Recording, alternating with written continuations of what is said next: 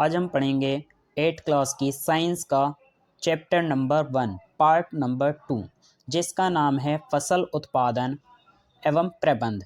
तो फसल के बारे में हमने पार्ट नंबर 1 में पढ़ लिया है और जिन लोगों ने पार्ट नंबर 1 नहीं देखा है तो वो पहले पार्ट नंबर 1 देख लीजिए, जिससे कि हमारा ये जो आज की वीडियोज़ हैं वो आप लोगों को अच्छे से समझ में आ जाए। तो आज हम पढ़ेंगे फसल उत्पादन प्रक्रिया किसे कहते हैं। तो फसल उत्पादन प्रक्रिया का मतलब है किसान द्वारा फसल बोने से लेकर के पकी हुई फसल को मंडी में ले जाने तक की जितनी भी तैयारी है, जितना भी कार्य है, हम उस सभी को कहते हैं फसल उत्पादन प्रक्रिया।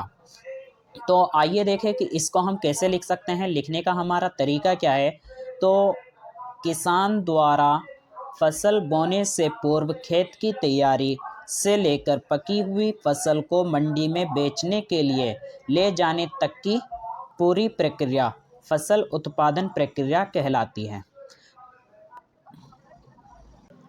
नेक्स्ट क्वेश्चन हमारे पास में आता है, कृषि पद्धति किसे कहते हैं। तो कृषि पद्धति क्या होती है।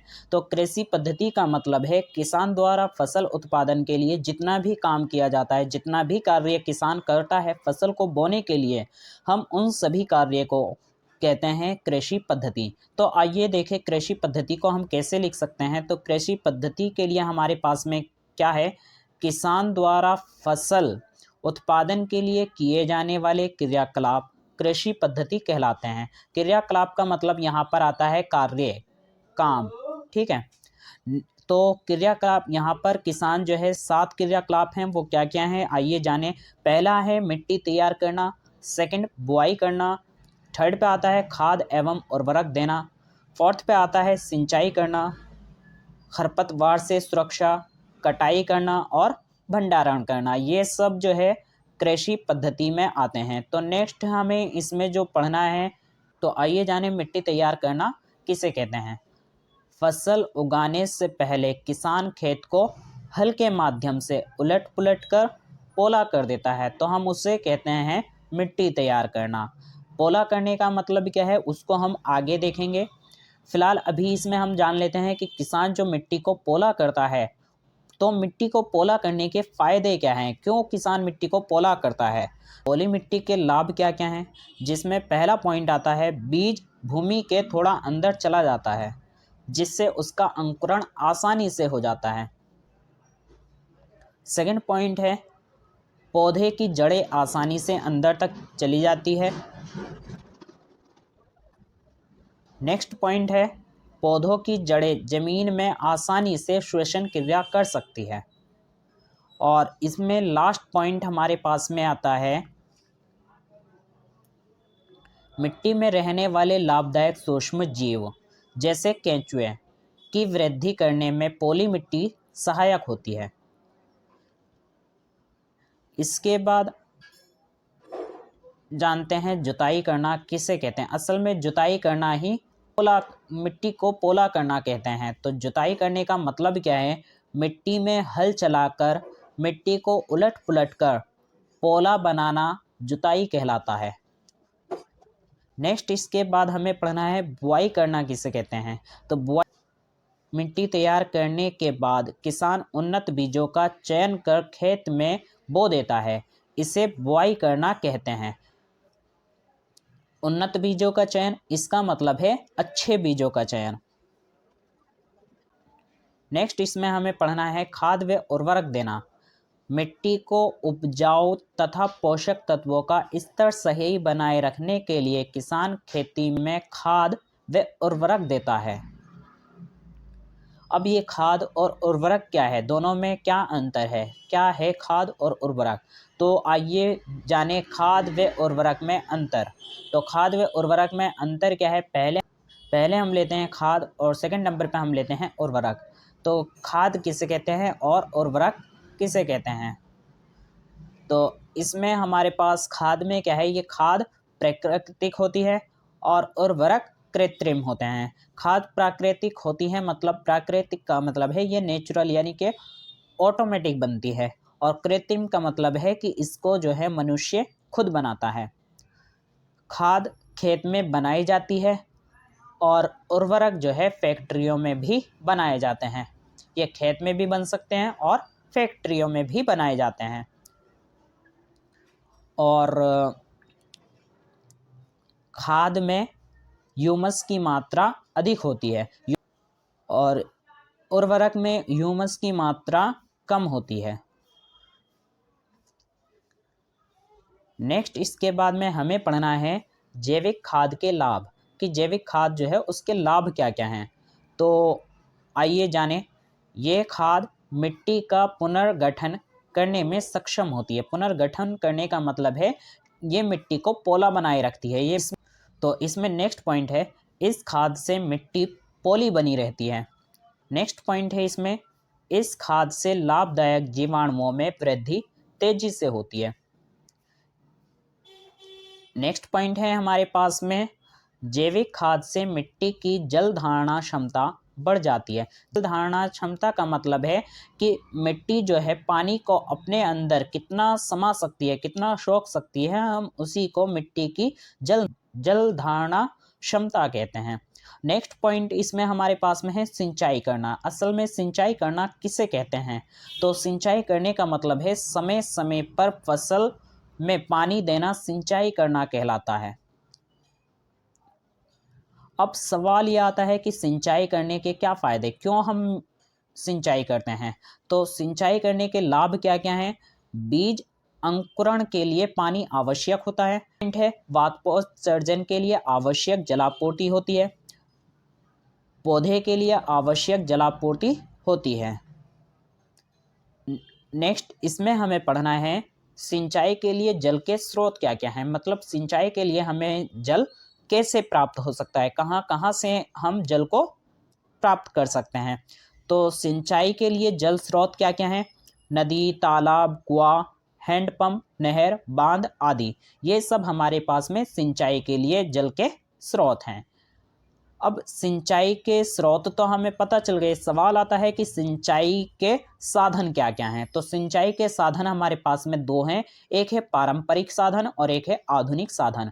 पारंपरिक साधन में जो है चड़स आता है और आधुनिक साधन में नलकूप आता है। नेक्स्ट इसमें जो हमें पढ़ना है वो हमें पढ़ना है सिंचाई की आधुनिक विधियाँ। सिंचाई की आधुनिक विधियाँ में हमारे पास में दो टाइप हैं, दो विधियां हैं, एक है छिड़काव और एक है ड्रिप तंत्र। छिड़काव में हम जो है फव्वारे की विधि से हम इसमें जो है सिंचाई करते हैं और ड्रिप तंत्र में बूंद बूंद सिंचाई विधि होती है। नेक्स्ट इसमें जो हमें पढ़ना है वो कटाई के बारे में पढ़ना है कि कटाई किसे कहते हैं। तो फसल के पक जाने पर किसान फसल को काटता है, इसे फसल की कटाई कहते हैं। इसके बाद अब हमें पढ़ना है फसल कटाई के साधन क्या क्या हैं, किसान फसल को कैसे काटता है। तो किसान जो है फसल को दराती, हार्वेस्टर, मशीन आदि की सहायता से फसल को काटता है। इसके बाद नेक्स्ट हमें जो पढ़ना है वो हमें पढ़ना है थ्रेसिंग के बारे में, कि थ्रेसिंग किसे कहते हैं। तो बीजों को भूसे से अलग करना थ्रेसिंग कहलाता है। अब हमारे पास में जो बीज होते हैं उसके ऊपर कुछ भूसे टाइप का लगा होता है, तो हम उस भूसे को बीज से अलग कर देते हैं, तो हम उसी को जो है थ्रेसिंग कहते हैं। नेक्स्ट इसमें जो हमें पढ़ना है नेक्स्ट पॉइंट वो है छोटे किसान अनाज के दानों को हवा में पटक कर अलग करते हैं, जबकि बड़े खेत वाले जो किसान हैं वो कंबाइन मशीन, जिसको हम थ्रेसर के नाम से भी जानते हैं, उस से पटकने का कार्य करते हैं।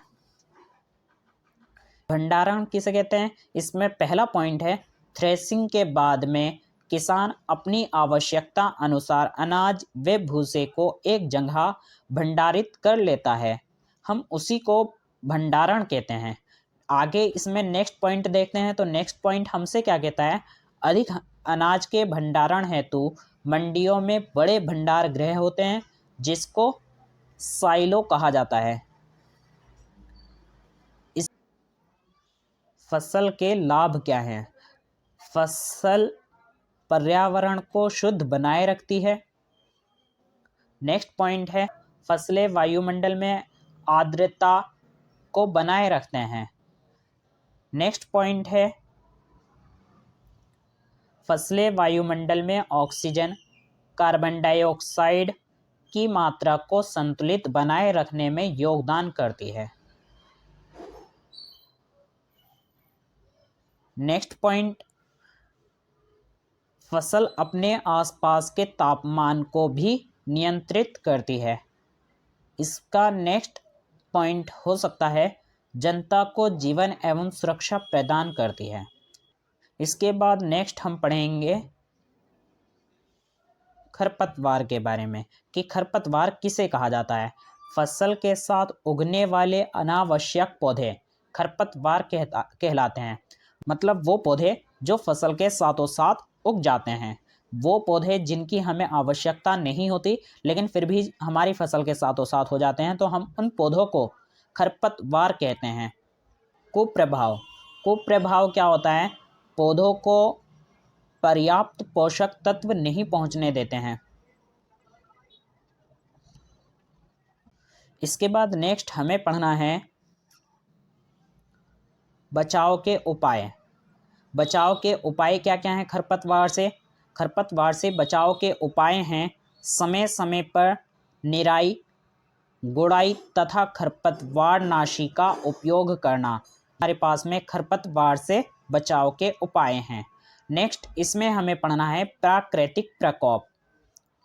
प्राकृतिक प्रकोप में क्या क्या आते हैं?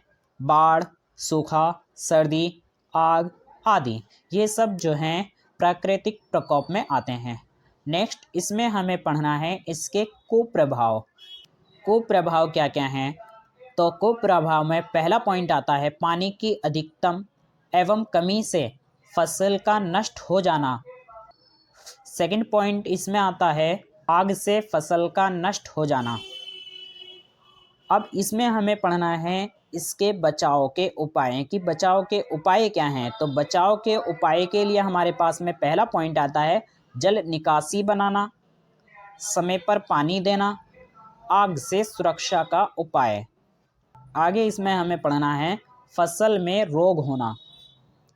फसल में रोग होना क्या होता है? कीट या वायरस द्वारा रोग होना जिससे फसल नष्ट हो जाती है। इसका नेक्स्ट पॉइंट है इससे बचने के लिए समय समय पर कीटनाशकों का छिड़काव करना चाहिए।